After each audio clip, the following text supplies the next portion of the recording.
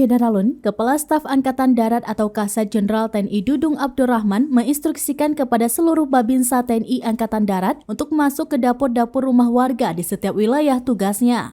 Hal tersebut disampaikan dalam video conference atau VCon. Dalam VCon ini dibahas yaitu program baru Babinsa Masuk Dapur.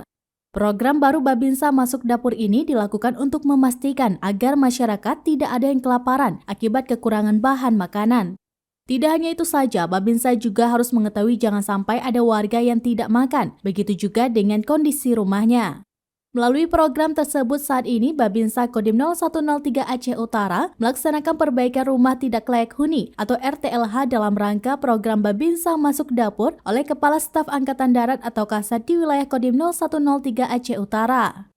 Sasaran RTLH ini adalah rumah milik Bapak Asurah berusia 47 tahun di Desa Jolikat, Kecamatan Blambanget, Kabupaten Aceh Utara pada Minggu 13 November 2022.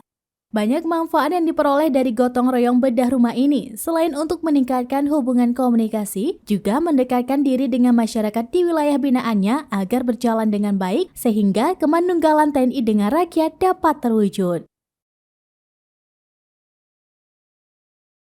Dari Loksmawe, Saki Mubarak, Serambi Om TV.